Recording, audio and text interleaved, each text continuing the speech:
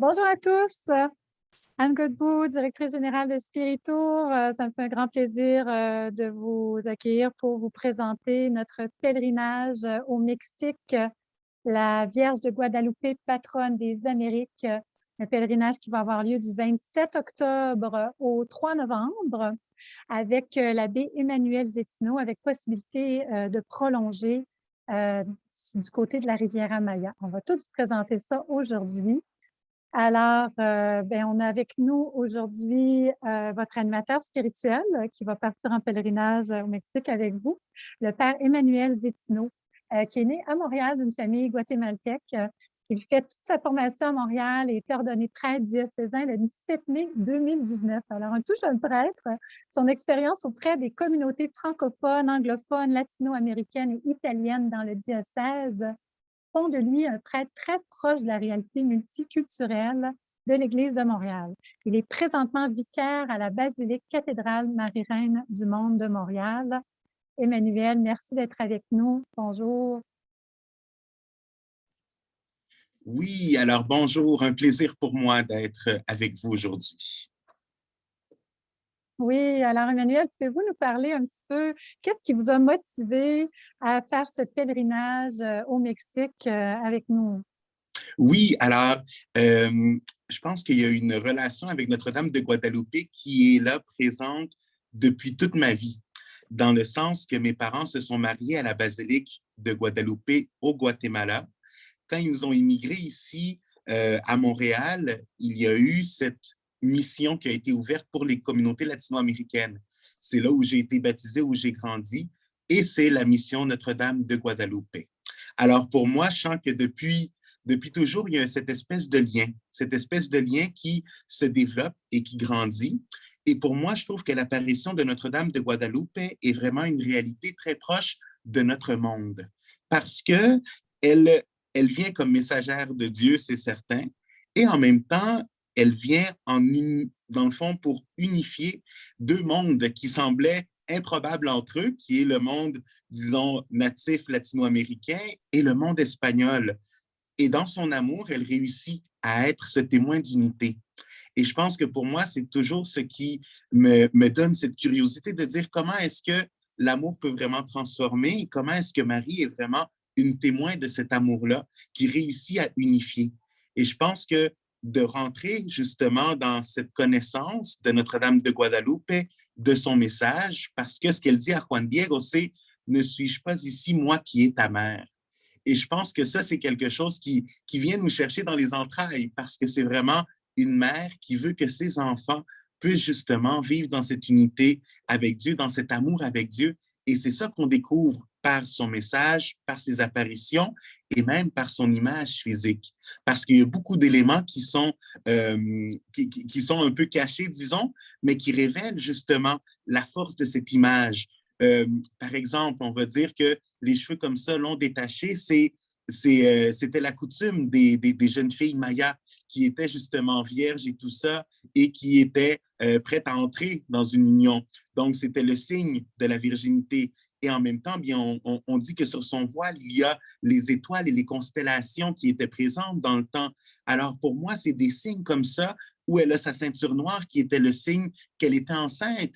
Donc, c'est vraiment quelque chose de très concret, quelque chose que l'on découvre et quelque chose qui nous parle. Alors, c'est ce message-là pour moi qui est important à avoir dans notre réalité du monde, de notre monde, où justement, de plus en plus, les mondes se mêlent. Comment est-ce que nous, comme chrétiens, nous pouvons vivre dans cette unité et chercher à bâtir des ponts d'unité au lieu de division? L'amour qui a été révélé nous aide à pouvoir le vivre. Comment est-ce que par son témoignage, on peut continuer à aller encore plus profondément? Ah, très beau, merci beaucoup. Très beau. Alors, vous allez partir avec nous, puis on a choisi les dates, hein, pas au hasard. Hein? On Non. voulait arriver dans le temps de Dia de Muertos. Pouvez-vous nous parler un petit peu de cette tradition de Dia de Muertos? Oui, oui, oui. Alors, je pense qu'il y a une réalité dans la fête des morts qui est très propre à justement cette tradition d'avoir un contact différent avec la mort. Peut-être même de voir un peu la mort comme une sœur, comme comme une transformation qui se vit. Et au lieu que ce soit une peur ou une crainte de la mort. Et je pense que c'est cette unité, disons, ou ce passage qui aide à voir justement ces deux mondes, des vivants et des morts, qui se côtoient au moins pour un jour, disons, durant l'année, de cette façon-là concrète. Alors, le jour des morts, c'est une possibilité d'honorer les défunts. Et je pense que dans la réalité humaine, il y a toujours ce désir de rester en contact. Et eux, ils le font très concrètement parce que quand ils vont visiter, par exemple, les tombes ou les cimetières, ils vont même amener des objets ou de la nourriture que les personnes décédées appréciaient. Donc, si la personne aimait le tequila, ils vont amener une bouteille de tequila. Ils vont amener leur dessert favori. Ils vont amener, et c'est fait avec, disons, avec une grande dévotion, avec un amour, en sachant que d'une façon ou d'une autre, il y a cette connexion avec les défunts. Et je pense que c'est vraiment quelque chose qui nous aide à voir, nous aussi, un point de vue différent avec la mort. Nous aussi, on va, pour la fête des défunts, prier et faire la messe en l'honneur de nos personnes décédées. Mais cet aspect-là plus concret ou plus humain encore, de dire, bien, apporter des offrandes ou même s'habiller ou même se maquiller en entrant dans tout ça, c'est là où la mort peut apporter encore un message différent et justement nous aider à ne pas nous approcher ou penser à avoir peur de la mort, mais tout simplement de voir ce passage et cette transformation-là qui va tout à fait dans le message chrétien. Parce que même dans les funérailles, on dit, c'est une transformation, c'est un passage. Donc, comment est-ce qu'on peut vivre ce passage-là? Et puis, le film Coco de Disney l'a très bien montré. Et je trouve ça beau de voir justement des traits culturels comme ça qu'on peut découvrir, qui soient plus accessibles et non juste quelque chose, disons, qu'on sent, qui semble très loin de nous, mais au contraire, qu'on peut s'approcher, en apprendre plus et peut-être voir comment est-ce que ça peut nous aider, des fois dans nos concepts ou dans nos idées face à, justement, à l'inconnu ou à la mort. Ah, merveilleux. Alors, on va tout de suite présenter le PowerPoint avec des belles images de l'itinéraire qui a été préparé. En fait, on vous invite à vivre un pèlerinage vraiment unique au Mexique pour vous faire découvrir les sites culturels et religieux les plus fascinants de la ville de Mexico et de ses alentours. Donc, vous découvrirez le sanctuaire de Notre-Dame de Guadalupe, un des lieux de pèlerinage catholique les plus importants au monde. En fait, on dit en nombre de pèlerins, incluant les pèlerins locaux, c'est le deuxième lieu le plus visité après le Vatican dans le monde catholique. Donc, c'est assez impressionnant. Mais à chaque année, il faut comprendre que c'est pas juste des pèlerins étrangers. Il y a beaucoup, beaucoup de Mexicains qui, chaque année, pour la fête de Notre-Dame de Guadalupe en décembre, le 12 décembre, ils font un pèlerinage. La semaine qui précède le 12 décembre, ça vient de tous les coins du Mexique. C'est vraiment extraordinaire de voir ça. Donc, il est très visité, entre autres, à cause de cette grande fête aussi. Vous allez visiter aussi les grandioses pyramides des sites archéologiques de Teotihuacan, qui veut dire en langage natif, c'est la cité des dieux, ainsi que la ville coloniale de Puebla, patrimoine de l'UNESCO. De plus, vous partagerez aussi une grande tradition mexicaine dont on vient de parler, le Dia de los Muertos, qui est la Toussaint fête des fidèles défunts. La ville de Mexico organise un grand défilé ou procession, vous allez voir dans les photos, qui comprend de la musique, des danses, des voitures allégoriques ou chars allégoriques et des costumes colorés. Alors, on vous présente l'itinéraire. Donc, le départ de Montréal se fait de Pierre-Éliott Trudeau. Vous arrivez à Mexico la même journée et vous allez être transféré à Oro de Agua, qui est en banlieue de la ville de Mexico. Et vous allez vous installer en fait dans c'est un couvent. En fait, c'est plutôt un petit centre de ressourcement qui est c'est aussi un couvent qui est tenu par des moniales de la Santa Cruz. S'il y en a qui ont entendu parler de Concha Armida, elle a été béatifiée il y a à peine 2-3 ans et donc c'est la fondatrice Donc, c'est vraiment une congrégation qui est née au Mexique avec une fondatrice mexicaine qui est béatifiée, des moniales extraordinaires. Puis c'est entouré de jardins. Malheureusement, on n'a pas de photos, mais c'est des petites maisons entourées de jardins. C'est vraiment de toute beauté, puis c'est très paisible dans ce jardin. On est loin de la grande ville, ben, pas si loin. On est à 45 minutes environ, dépendamment du trafic, du centre-ville de Mexico. Alors, c'est le lieu qu'on a choisi. C'est vraiment un lieu de retraite fantastique. Donc, vous allez vous installer là pour en fait, je pense que c'est pour tout le séjour. Puebla, as-tu mis Puebla? Oui, je pense. Mais en fait, le reste du temps, tout le temps à Mexico, vous allez dormir chez les religieuses à Oro de Agua. Dès le premier jour, vous allez avoir la chance de visiter la maison de Juan Diego, donc sa maison natale à Cuautitlan, qui n'est pas tellement loin d'Oro de Agua, aussi en banlieue de la ville de Mexico. Donc, ils ont fait une église en l'honneur, c'est le lieu où il serait né, et puis ils ont fait une église à cet endroit-là, et vous aurez la chance de célébrer la messe, une messe privée avec le père Emmanuel Zétino dans cette maison. Le jour suivant, donc, vous allez visiter la basilique Notre-Dame de Guadalupe à Mexico. Et donc, la journée est vraiment consacrée. Bon, je m'excuse, hein, j'ai dit que vous arrivez le même jour. J'étais là pour le jour 3. C'est parce que c'est un vol de nuit, c'est vrai. À Aéromexico, je ne suis pas habituée. Parce qu'à chaque fois, je vais au Mexique, là. Pour ceux qui le savent, je suis mariée à un Mexicain, fait que je vais souvent à Mexico. Et puis, on prend plus à Air Canada, mais c'est vrai, avec Aéromexico, on a pu vous avoir un tarif beaucoup plus intéressant, là. Et donc, on a réservé un bloc de groupe avec eux. Et puis, c'est un vol de nuit, mais qui se fait très bien. On est très, très bien servi avec Aéromexico. Et donc, vous arrivez donc le lendemain matin. Et donc, vous êtes transféré à Oro de Agua. Vous allez avoir le temps de vous reposer un petit peu. Donc, la matinée est libre. Après ça, vous allez manger sur place. Puis, en après-midi, donc, vous avez la visite de la maison de Juan Diego, la messe privée de bienvenue, et puis ensuite, le souper et nuit sur place, donc, pour vous poser. Le lendemain, donc, c'est la basilique Notre-Dame de Guadalupe, donc un grand sanctuaire, un lieu de pèlerinage important. Donc, c'est un peu une des points culminants du pèlerinage. Donc, vous allez avoir la chance de célébrer aussi la messe là, à cet endroit-là. Vous allez avoir aussi une visite guidée du sanctuaire qui est construit sur la colline de Tepeyac, là où il y a eu les apparitions de la Vierge à Juan Diego. Donc, c'est ça, c'est vraiment un lieu magnifique. Il y a des petites chapelles dans la montagne aussi. Donc, il y a l'ancienne église qu'on voit dans la photo ici, puis il y a la nouvelle. Vous voyez ici, on voit l'ancienne basilique qui commençait, en fait, Mexico a été construit sur un ancien lac asséché.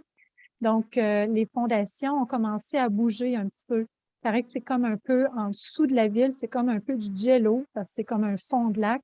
Et donc, l'ancienne basilique commençait à être un peu croche, fait qu'ils ont construit, c'était rendu plus assez grand pour accueillir tous ces pèlerins qui venaient faire les grands pèlerinages.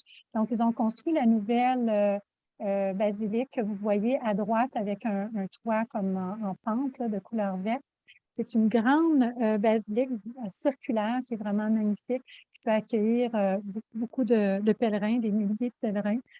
Donc, vous allez avoir la chance de visiter ces deux lieux-là, puis monter aussi dans la colline pour voir la petite chapelle des apparitions. Je pense que ça donne Oui, l'opportunité, Anne, je m'excuse d'interrompre, mais oui, vas-y. ça donne l'opportunité aussi de voir l'expansion de la dévotion à Notre-Dame de Guadalupe. Parce que c'est un peu comme à Lourdes, par exemple, quand on va voir, il y a la petite grotte des apparitions et après, on voit les autres églises qui ont été construites, mais c'est toujours en expansion parce qu'on imagine qu'on va réussir à avoir tout le monde et que tout le monde va pouvoir rentrer, mais finalement, c'est trop petit, donc il faut construire plus grand. Et c'est un peu ça aussi. La grande basilique peut contenir encore beaucoup plus de gens que l'ancienne. Alors, je pense que ça nous permet de voir cette réalité, de dire, bien, il y avait le projet au début, peut-être les gens voyageaient moins, ils avaient moins la possibilité de se rendre, donc à ce moment-là, ça fonctionnait.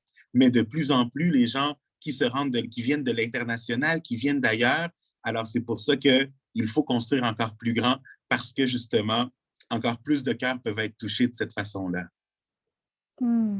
Oui, tout à fait. Merci. Puis là, on voit ici justement la fameuse tunique de Saint Juan Diego, où s'est imprimée l'image de la Vierge. Donc, c'est l'original qui est gardé ici derrière l'église. On la voit encore à nouveau ici. En fait, l'original, oui, c'est ça, c'est l'original qu'on voit ici. C'est la même qu'on voit ici. Ouais. Et donc, voilà, donc vous aurez la chance, bien sûr, d'avoir. Vous allez avoir un guide qui va pouvoir vous expliquer un petit peu plus toute l'histoire de Juan Diego. Alors, vous allez passer la journée au sanctuaire et puis ensuite retour à Oro de Agua, à votre hébergement là, en fin de journée. Et vous allez avoir le souper et la nuit là, sur place. Le jour 4, donc, vous allez visiter le centre historique de la ville de Mexico. Donc, vous allez commencer avec la place de la Constitution, plus connue sous le nom de Zócalo. Donc, c'est le quartier vraiment historique. Et puis, donc, dans la matinée, vous allez visiter la grandiose cathédrale métropolitaine qu'on a ici en photo, à la place de la Constitution. Ça a été construit, oui, sous ordre de Cortés. Et vous allez voir aussi le palais. Ici, on a une autre photo de la cathédrale métropolitaine, vraiment grandiose, qui a été construit, en fait, avec des pierres d'une ancienne construction, un temple aztèque.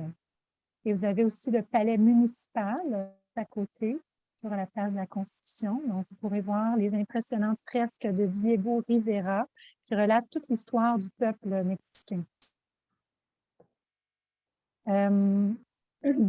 Voilà. Donc, ensuite, vous allez avoir la visite du musée d'anthropologie. Ça vaut vraiment la peine. Il y a des collections extraordinaires de tous les peuples autochtones du Mexique, entre autres, les temples, les traditions. C'est vraiment un voyage dans le temps de toute l'histoire, l'anthropologie mexicaine.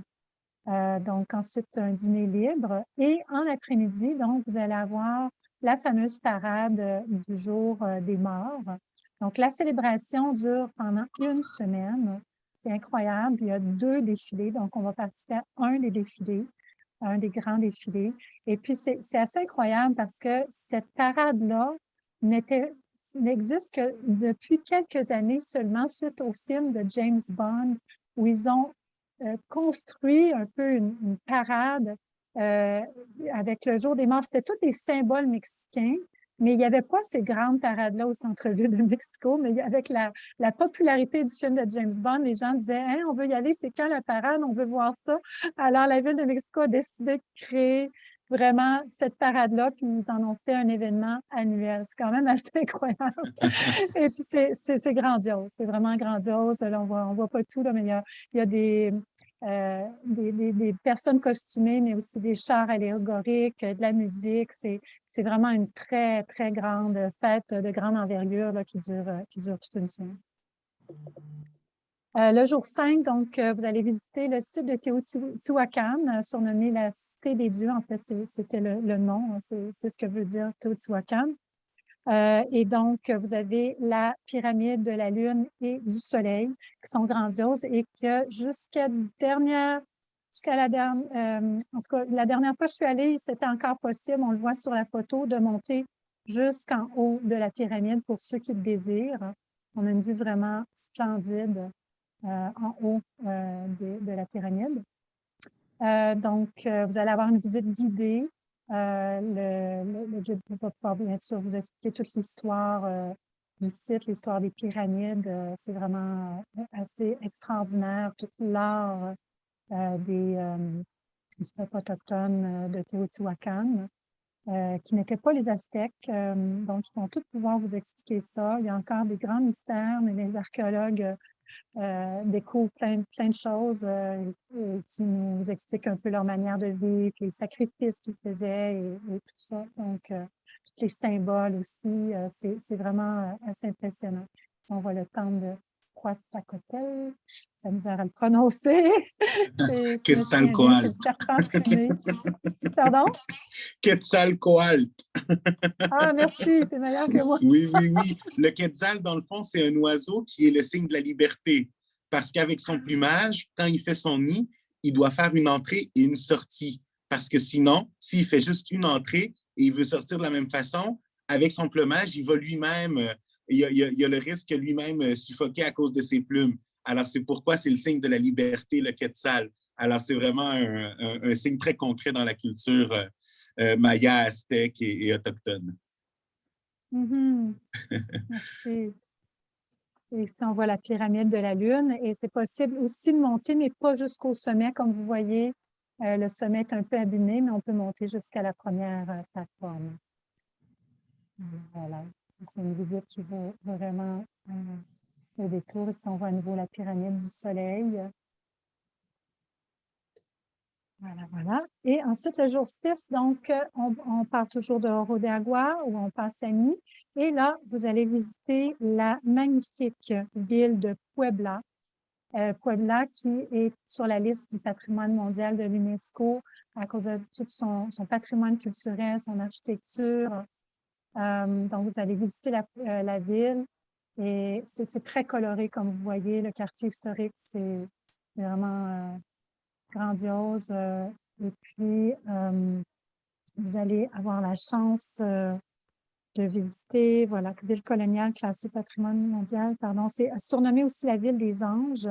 Elle est connue pour ses belles céramiques qu'on en voit ici. C'est ça, le mot que je cherchais, c'est les Talavera. Talavera, donc connue pour son architecture, pour ses dômes et ses intérieurs et l'intérieur des églises qui est très décoré, très belle. Donc ici, on voit d'autres céramiques de Talavera, semblables un peu aux azuleros qu'on peut trouver en Espagne, au Portugal. Ici, on voit la cathédrale de l'Immaculée Conception. Vous allez avoir la chance de visiter aussi. Regardez l'intérieur comme c'est grandiose. Donc, vous allez avoir une visite à la cathédrale de l'Immaculée Conception. C'est la deuxième du pays. Et puis, vous allez visiter aussi l'église Santo Domingo, qui a été construite en pierre rose. C'est une église baroque qui renferme la splendide chapelle du Rosaire, la Capilla del Rosario, qui est considérée comme la 8e merveille du monde de l'art. Alors, excusez, oui, je vais avancer, vous allez voir pourquoi. C'est la 8e merveille du monde de l'art. C'est vraiment une œuvre d'art. C'est extraordinaire. Donc, voilà. Ça va être, Si je peux me permettre, en parlant justement de Puebla et de tout l'aspect justement colonial, je pense que ça, c'est une des plus grandes richesses à découvrir parce que on voit vraiment une espèce de mélange des cultures. Et puis, c'est ce qui permet de voir comment est-ce que, oui, l'Europe a apporté des choses à l'Amérique, mais en même temps, l'Amérique les a faites siennes, dans le sens qu'elle les a adaptées à la culture, elle a rajouté des choses aussi, il y a des choses qui sont modifiées. Donc, quand on va en Europe, on peut faire un peu, disons, de voir des choses on comprend pourquoi. Par exemple, on voit, il y a les statues qui sont habillées avec des vêtements, avec des choses brodées. Alors ça, c'est quelque chose qui est très, disons, espagnol. Donc, les églises espagnoles sont comme ça. Alors nous, on le voit, mais il va y avoir quelque chose de rajouté. Il va y avoir les processions du côté latino. Il va y avoir les espèces de tapis faits en fleurs par les peuples autochtones qui ça, c'était leur richesse à eux. Alors, c'est ça qui est beau quand on voit justement l'aspect colonial, c'est cette espèce de mélange entre les cultures, une espèce d'échange et qui permet de voir comment est-ce que, oui, la culture espagnole est présente, mais en même temps, elle s'est bien mélangée et il y a eu justement, disons, une évolution tout à fait particulière qui vaut la peine de découvrir parce que c'est vraiment là, on rentre dans la culture et dans justement cet échange culturel qui est très latino. Oui, merci. Tout à fait. Une grande richesse. Puis on voit que les gens là-bas sont fiers de cet héritage et c'est ça, du mélange des deux cultures aussi, là. Ouais. Puis vous allez avoir la chance aussi de visiter, on n'a pas de photos malheureusement, mais il y a le Musée des arts religieux de Puebla. Vous allez dormir donc une nuit à l'hôtel à Puebla. Et puis le lendemain, donc vous allez passer par Xochimilco. Xochimilco, c'est des jardins flottants. C'est vraiment unique. C'est vraiment particulier. C'est magnifique à voir. Donc, vous allez parcourir les jardins flottants dans ces bateaux colorés. Et puis, donc, vous allez, si on voit les îles flottantes, c'est le Trajinera, le nom des bateaux. Et comme vous voyez, parfois, il y a même des musiciens, mais bon, on ne vous le promet pas, là, c'est assez exceptionnel. En fait, normalement, je pense qu'il faut payer là, pour avoir les mariachis à bord. Mais voilà, on a une belle balade dans ces trajinera, dans ces barques, à travers les jardins. On ne les voit pas très bien, ils sont derrière. C'est des jardins flottants, c'est plein de petits canaux qui font le tour des petites îles flottantes où il y a les jardins. Alors, c'est vraiment de toute beauté. C'est une très belle balade.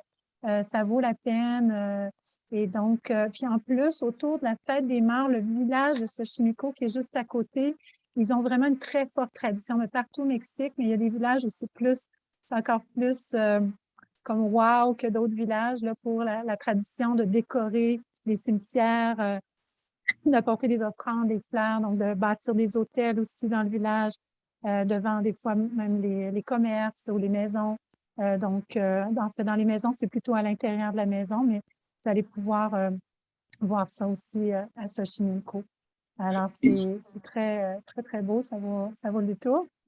et un fait Et puis unique ensuite, aussi, un petit fait à noter, c'est que si vous voyez, tous oui, les petits bateaux portent des noms de femmes. c'est Alors, ils sont tous baptisés avec des noms de femmes, que ce soit Lupita, intéressant. Yolanda, Laura, Linda. Donc, c'est vraiment toutes des noms de femmes. Donc, un petit fait cocasse comme ça, là. Wow, intéressant. Tout décoré, chacun, c'est unique, hein, avec Ouais. vraiment ouais, très beau. Et donc, vous allez continuer dans le quartier de Coyoacán, qui est le quartier des artistes de la ville de Mexico, dont Frida Kahlo. Donc, on peut voir sa maison. Euh, donc, pardon, oui, c'est ça. Je regarde. Oui, c'est un quartier bohème. Et puis, voilà, vous allez voir les petites places, c'est des petites rues étroites. C'est vraiment beau. Il y a beaucoup d'arbres. Et donc, vous allez voir la maison, vous allez découvrir la maison de Frida Kahlo et Diego Rivera. Puis la plaza Santa Catarina et son église qu'on voit ici, le Plaza Jardín Hidalgo. Et puis l'église toute jaune, je ne sais pas si on la voit. Oui, on la voit ici, l'église San Juan Bautista. Donc, c'est vraiment un beau quartier à découvrir. Puis, on est découvrir, oui, dans cette église-là, une peinture de la Virgen de Guadalupe. Voilà, avec le quartier, la Plaza Jardín Hidalgo. Voilà. Si le temps le permet, visite du Musée national de culture populaire. Et puis ensuite, vous allez rentrer donc à Oro de Agua pour le souper et la nuit. Donc, le lendemain, le jour 8, vous allez partir pour l'église de la Sagrada Familia. Et puis, vous allez voir aussi le musée du père Miguel Agustin Pro, où sont ses reliques. Le père Miguel Agustin Pro, c'était un prêtre jésuite mexicain qui a été exécuté sans jugement pendant la persécution religieuse des années 1920 au Mexique, qui a été béatifié en 88. Puis il a aussi été officiellement déclaré martyr et bienheureux par le pape Jean-Paul II. Donc, il est commémoré liturgiquement le 23 novembre. Vous allez avoir le dîner, puis ensuite le transport à l'aéroport international de Mexico pour votre vol de retour à Montréal. Ouh!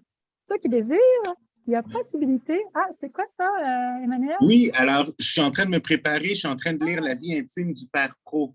Alors, c'est vraiment pour Wow! découvrir encore plus parce que c'est vraiment une période qui a été très difficile pour les catholiques, les chrétiens du Mexique parce qu'il y avait beaucoup de persécutions. Alors, c'est là où il y a eu une grande dévotion envers le Christ roi et même des chants pour, disons, pour se rallier qui ont été composés. C'est des chants que l'on chante encore pour dire que que le Christ va triompher. Alors, c'est vraiment là, une période unique à découvrir. Il y a des films qui ont été faits face à ça. Donc, c'est ça, je suis en train d'approfondir encore plus pour qu'on puisse vivre, pour pouvoir vivre vraiment cette expérience avec le témoignage du Père Pro et son martyr et son sacrifice. Là. Hmm. Ah, merveilleux. Très beau. Excellent. Et donc, ensuite, ceux qui le désirent, il y a possibilité d'avoir une extension vers Cancun sur la riviera Maya pour se détendre. Donc, vous allez être hébergé en fait à Playa del Carmen. Euh, et vous allez pouvoir découvrir, hein, on est toujours en pèlerinage, et donc vous allez pouvoir découvrir un sanctuaire qui est assez nouveau, le sanctuaire de Marie qui défait les nœuds. Alors, c'est sur la rivière Maya, pas très loin de Cancun. J'ai pas encore eu la chance de le voir, mais il paraît que c'est très beau. Et puis, il y a cette chanteuse, Maria Lupita Aguilar, qui, en fait, pardon, c'est Lupita Aguilar, mais on dit la voix de Maria. Et vous allez voir, elle a fait, en fait, elle a tourné un petit un vidéoclip d'un de ses chants, La voix de Maria, à cet endroit-là. Donc, ça va vous permettre de voir un petit peu le sanctuaire. Donc, je vous partage donc cet extrait de La voix de Maria, de l'hôpital Aguilar. Oups, attendez, ça n'a pas marché. Un instant.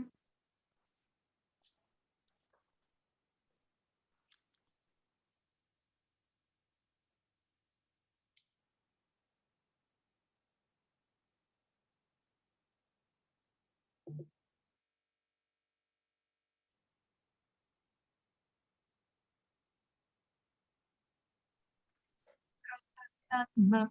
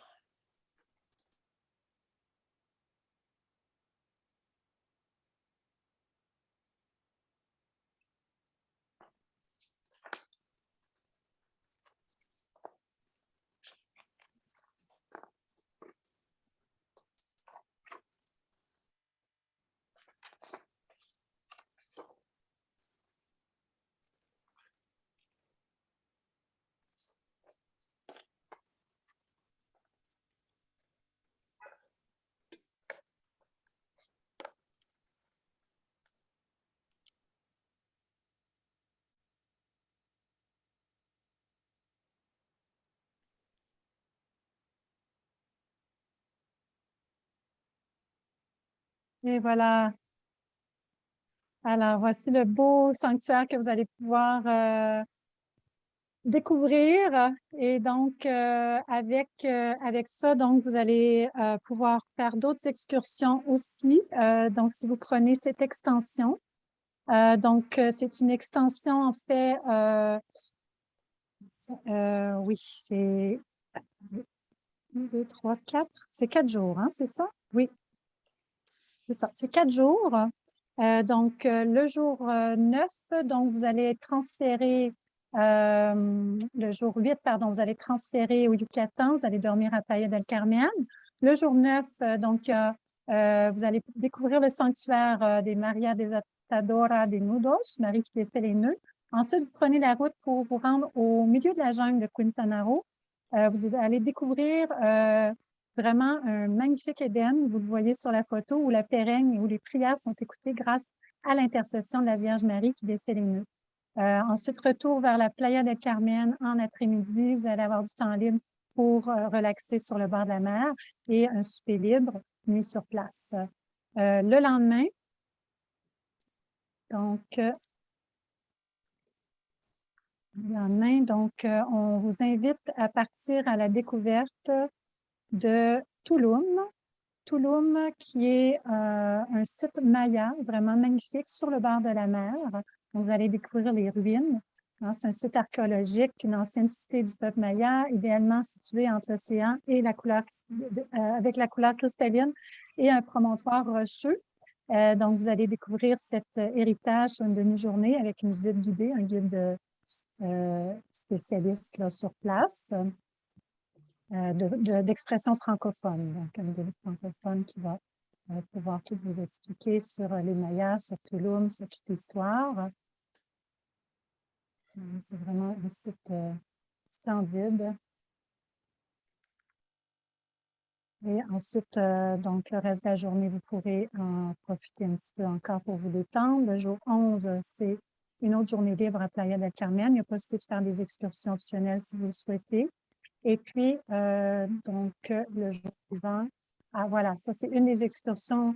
En fait, l'excursion optionnelle qu'on offre pour la journée libre, c'est d'aller à Chichen Itza, un autre site maya, un site archéologique grandiose que vous pouvez visiter. Encore là, ça va être une visite guidée si vous le souhaitez. Donc, voilà, ça fait partie de l'évolution. Et le lendemain, donc jour 12, le retour de Playa del Carmen, en autobus jusqu'à Cancun, c'est juste à côté, à peine une heure de route plus ou moins. Et puis de Cancun, vous allez prendre le vol jusqu'à Montréal avec Aéromexico. Voilà, voilà. Alors, je ne sais pas s'il y a des questions, quelques informations techniques peut-être avant de passer à la période de questions. Donc, le tarif en réservé taux, c'est de 2 390 $ en occupation double, toute taxe incluse. Vous avez un rabais réservé taux donc de 100 $ qui est déjà calculé dans ce tarif si vous vous inscrivez avant le 27 juin. Alors, ne tardez pas, ça s'en vient vite. Ensuite, le prix régulier, c'est de 2 490 $. Si vous voulez une chambre privée, donc le supplément, pardon, oui, ça c'est plus bas, mais avant ça, oui, le supplément pour l'extension pour aller sur la rivière Amaya est de 1 005 $ par personne. Ça, c'est toujours en occupation double. Et ça comprend donc les vols, l'hébergement, toutes les visites qu'on vous a dit, là, sauf l'excursion optionnelle à Chichen Itza. En occupation simple, donc si vous voulez le forfait de base avec une chambre individuelle, donc le tarif est très, très bon parce qu'on est dans un couvent. Donc, en chambre individuelle, c'est juste 150 $ de plus pour avoir votre chambre privée. C'est bien. On pourra vous partager quelques photos. Je pense qu'on les a mis sur le site web. J'avais quelques petites photos que j'avais prises avec mon téléphone. C'est très bien, les chambres. Vous avez une salle de bain privée.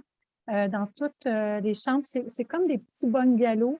Il y a quelques chambres par bungalow, donc il n'y a pas d'étage. Vous êtes tout au rez-de-jardin. Et puis, c'est entouré de jardins avec beaucoup de fleurs. Il y a la belle chapelle au centre du jardin. Donc, vous allez prier. Il y a aussi possibilité de faire de l'adoration. Les moniales font beaucoup d'heures d'adoration. Donc, c'est possible de faire de l'adoration avec elles, participer aux offices si vous le souhaitez. Alors, c'est vraiment un beau petit lieu de retraite. Pour ceux qui prennent l'extension sur la Riviera-Maya, qui veulent aussi une chambre individuelle, il faut rajouter un 232,44 $ pour la chambre individuelle à l'hôtel. Voilà. On vous offre aussi la possibilité de jumelage. Si c'est impossible de vous jumeler et que vous avez demandé jumelage, on assume les frais additionnels pour les inscriptions à plus de 60 jours du départ. On se garde le droit de vous jumeler, bon, pendant le voyage au besoin, si jamais il y avait des changements là, à faire sur place. Tous les prix sont basés sur le taux de change en vigueur. Bon, ça va, je pense, en tout cas pour l'instant, s'il n'y aura pas d'augmentation, ça serait plutôt le contraire. Mais on ne sait pas ce qui peut se passer d'ici le voyage, mais je ne penserais pas qu'il y ait d'augmentation. La date limite d'inscription, c'est le 27 juillet, 60 jours avant le départ. Donc, ne tardez pas. Après ça, il faut relâcher les billets d'avion qu'on a réservés pour le groupe. Donc, très important pour vous inscrire, de remplir la fiche d'inscription. Vous pouvez le faire en ligne ou le faire par la poste, par chèque. On demande un premier versement de 750 $ pour votre dépôt. La balance est payable à 60 jours du départ. Le minimum est de 15 participants, maximum 25, donc ne tardez pas parce que les places sont limitées. Et pour l'extension, c'est minimum 8. Le maximum, en fait, ça resterait 25 aussi. Je pense pas qu'il y en a qui prennent juste l'extension. L'information sur le voyage, donc, vous avez tout ça sur le programme dans notre site Internet, mais rapidement, qu'est-ce qui est inclus dans le forfait de base? C'est les vols aller-retour, Montréal-Mexico, Montréal avec Aéromexico, l'autocar durant votre séjour pour le transport, les services de votre accompagnateur tout au long du séjour. En fait, vous allez avoir, c'est ça, un accompagnateur sur place, francophone, un guide accompagnateur et un animateur spirituel qui est le père Emmanuel Zétino. 5 nuits d'hébergement à Oro de Agua dans une maison spirituelle et une nuit à Puebla en occupation double ou 5 avec un supplément. Les 6 petits déjeuners et les 6 soupers, donc 2 repas par jour, le guide francophone catholique privé pendant tout le programme, les pourboires aux femmes des hôtels, les frais sanitaires à l'hôtel Quintana Roo, à Playa del Carmen, toutes les visites prévues au programme, puis toutes les taxes. Non, pardon, les frais sanitaires. OK. Parce que, oui, ça, c'est le forfait de base. Donc, pardon, il n'y a pas de frais sanitaires de Playa del Carmen, là, mais il y a les frais sanitaires de l'hébergement où vous serez. Le forfait de base ne comprend pas donc les assurances voyage, les pourboires, les dîners, les boissons, repas, la taxe de séjour, Quintana Roo, si vous prenez l'extension, qui est de 11 $ environ. C'est à payer sur place. Ensuite, la taxe touristique mexicaine, qui est de 15 $ canadiens par personne, visite non mentionnée ou en option, puis la contribution au fonds d'indemnisation des clients des agents de voyage, qui est de 0,35 % ou 3,5 par tranche annuelle. Et l'extension, donc, comprend le vol Mexico City-Cancun, les 3 nuits en hébergement 3 étoiles dans la Riviera-Maya, à Playa del Carmen, avec le petit déjeuner inclus, les transferts aéroport-hôtel, aéroport avec assistance francophone, la visite guidée du sanctuaire Marie des Périneux, les frais sanitaires à l'hôtel de Quintana Roo, donc, qui sont inclus, c'est 2 $ par chambre par nuit, à payer à l'hôtel lors de l'enregistrement, mais c'est inclus. Oui, c'est inclus. On l'a déjà inclus, c'est bien écrit. La taxe de séjour Quintana Roo, non inclus, à payer avant ou pendant le séjour, et puis l'excursion d'une demi-journée à Tulum qui est inclus. Tous les services sont assurés par un guide et un assistant parlant français.